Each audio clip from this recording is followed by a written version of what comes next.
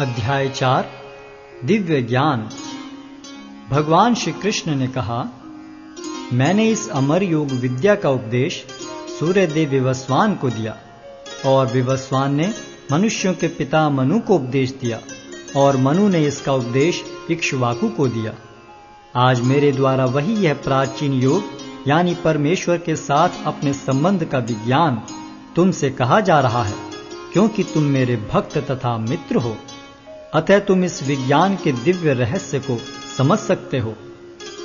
इस प्रकार यह परम विज्ञान गुरु परंपरा द्वारा प्राप्त किया गया और राज ऋषियों ने इसी विधि से इसे समझा, किंतु कालक्रम में यह परंपरा छिन्न हो गई। अतः यह विज्ञान यथारूप में लुप्त हो गया लगता है।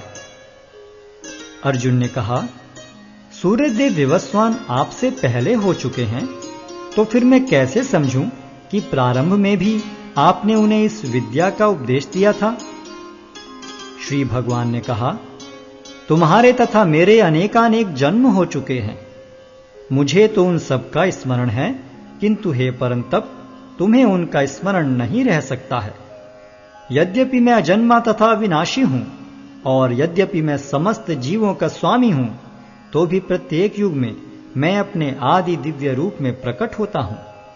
हे भरतवंशी, जब भी और जहां भी धर्म का पतन होता है और अधर्म की प्रधानता होने लगती है, तब तब मैं अवतार लेता हूं। भक्तों का उद्धार करने, दुष्टों का विनाश करने तथा धर्म की फिर से स्थापना करने के लिए मैं हर युग में प्रकट होता हूं।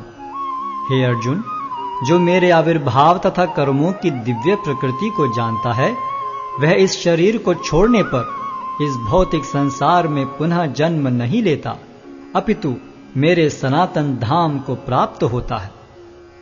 आसक्ति, भय तथा क्रोध से मुक्त होकर, मुझ में पूर्णतया तन्मय होकर और मेरी शरण में आकर बहुत से व्यक्ति भूतकाल में मेरे ज्ञान से पवित्र हो चुके हैं। इस प्रकार से उन सबों ने मेरे प्रति दिव्य प्रेम को प्राप्त किया है। जिस भाव से सारे लोग मेरी शरण ग्रहण करते हैं, उसी के अनुरूप मैं उन्हें फल देता हूं। हे पार्थ, प्रत्येक व्यक्ति सभी प्रकार से मेरे पथ का अनुगमन करता है। इस संसार में मनुष्य सकाम कर्मों में सिद्धि चाहते हैं, फलस्वरूप वे देवताओं की पूजा करते हैं। निस्संदेह संसार में मनुष्य को सकाम कर्म का फल शीघ्र प्राप्त होता है। प्रकृति के तीनों गुणों और उनसे संबद्ध कर्म के अनुसार मेरे द्वारा मानव समाज के 4 विभाग रचे गए। यद्यपि मैं इस व्यवस्था का सृष्टा हूं, किंतु तुम यह जान लो कि मैं इतने पर भी अव्यय अकर्ता हूं।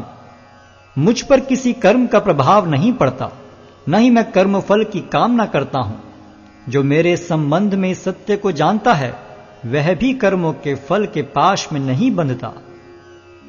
प्राचीन काल में समस्त मुक्तात्माओं ने मेरी दिव्य प्रकृति को जान करके ही कर्म किया। अतः तुम्हें चाहिए कि उनके पद चिन्हों का अनुसरण करते हुए अपने कर्तव्य का पालन करो। कर्म क्या है और अकर्म क्या है, इसे निश्चित करने में बुद्धिमान व्यक्ति भी मोहग्रस्त हो जाते हैं।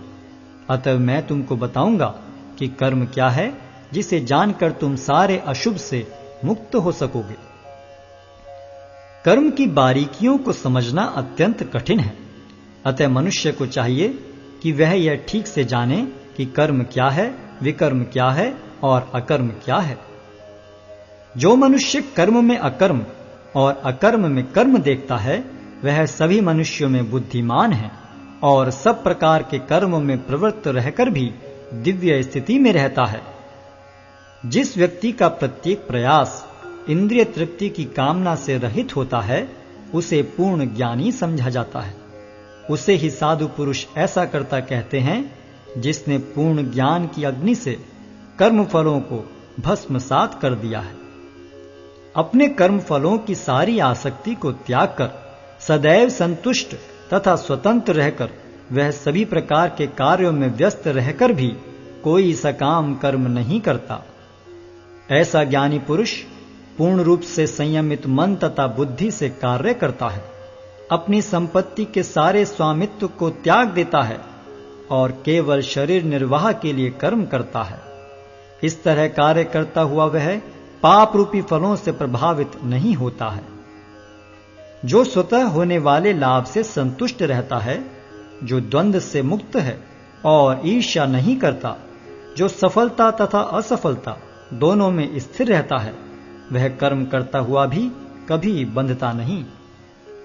जो पुरुष प्रकृति के गुणों के प्रति अनासक्त है और जो दिव्य ज्ञान में पूर्णतया स्थित है, उसके सारे कर्म ब्रह्म में लीन हो जाते हैं। जो व्यक्ति कृष्ण भावनामृत में पूर्णतया लीन रहता है, उसे अपने आध्यात्मिक कर्मों के योगदान के कारण अवश्य ही भगवत धाम की प्राप्ति होती है, क्योंकि उसमें हवन आध्यात्मिक होता है और हवि भी आध्यात्मिक होती है। कुछ योगी विभिन्न प्रकार के यज्ञों द्वारा देवताओं की भली भांति पूजा करते हैं और कुछ परब्रह्म रूपी अग्नि में आहुति डालते हैं। इनमें से कुछ विशुद्ध ब्रह्मचारी श्रवणादि क्रियाओं तथा इंद्रियों को मन के नियंत्रण रूपी अग्नि में स्वाहा कर देते हैं, तो दूसरे लोग इंद्रिय विषयों को इंद्रियों की अग्नि में स्वाहा कर देते हैं। दूसरे जो मन तथा इंद्रियों को वश में करके आत्म साक्षात्कार करना चाहते हैं, संपूर्ण इंद्रियों तथा प्राणवायु के कार्यों को संयमित मन रूपी अग्नि में आहुति कर देते हैं। कठोर व्रत अंगीकार करके कुछ लोग अपनी संपत्ति का त्याग करके कुछ कठिन तपस्या द्वारा, कुछ अष्टांग योग पद्धति के अभ्यास द्वारा अथवा दिव्य ज्ञान में उन्नति करने के लिए वेदों के अध्ययन द्वारा प्रबुद्ध बनते हैं। अन्य लोग भी हैं जो समाधि में रहने के लिए श्वास को रोके रहते हैं। वे अपान में प्राण को और प्राण में अपान को रोकने का अभ्यास करते हैं और अंत में प्राण अपान को रोककर समाधि में रहते हैं। अन्य योगी कम भोजन करके प्राण की प्राण में ही आहुति देते हैं। ये सभी यज्ञ करने वाले यज्ञों का अर्थ जानने के कारण पाप कर्मों से मुक्त हो जाते हैं और यज्ञों के फल रूपी अमृत को चखकर परम दिव्य आकाश की ओर बढ़ते जाते हैं। हे कुरुश्रेष्ठ, जब यज्ञ के बिना मनुष्य इस लोक में या तो इस जीवन में ही सुखपूर्वक नहीं रह सकता, तो फिर अगले जन्म में कैसे रह सकेगा। ये विभिन्न प्रकार के यज्ञ वेद सम्मत हैं और ये सभी विभिन्न प्रकार के कर्मों से उत्पन्न हैं। इन्हें इस रूप में जानने पर तुम मुक्त हो जाओगे। हे परंतप, द्रव्य यज्ञ से ज्ञान यज्ञ श्रेष्ठ है। हे पार्थ, अंततो गत्वा सारे कर्म यज्ञों का अवसान दिव्य ज्ञान में होता है। तुम गुरु के पास जाकर सत्य को जानने का प्रयास करो, उनसे विनीत होकर जिज्ञासा करो और उनकी सेवा करो। स्वरूप सिद्ध व्यक्ति तुम्हें ज्ञान प्रदान कर सकते हैं, क्योंकि उन्होंने सत्य का दर्शन किया है। स्वरूप सिद्ध व्यक्ति से वास्तविक ज्ञान प्राप्त कर चुकने पर तुम पुनः कभी ऐसे मोह को प्राप्त नहीं होगे, क्योंकि इस ज्ञान के द्वारा तुम देख सकोगे कि सभी जीव परमात्मा के अंश स्वरूप हैं, अर्थात वे सब मेरे हैं। यदि तुम्हें समस्त पापियों में भी सर्वाधिक पापी समझा जाए, तो भी तुम दिव्य ज्ञान रूपी नाव में स्थित होकर दुख सागर को पार करने में समर्थ होगे। जैसे प्रज्वलित अग्नि ईंधन को भस्म कर देती है, उसी तरह हे अर्जुन, ज्ञान रूपी अग्नि भौतिक कर्मों के समस्त फलों को जला डालती है। इस संसार में दिव्य ज्ञान के समान कुछ भी उदात्त तथा शुद्ध नहीं है। ऐसा ज्ञान समस्त योग का परिपक्व फल है। जो व्यक्ति भक्ति में सिद्ध हो जाता है, वह यथा समय अपने अंतर में इस ज्ञान का आस्वादन करता है।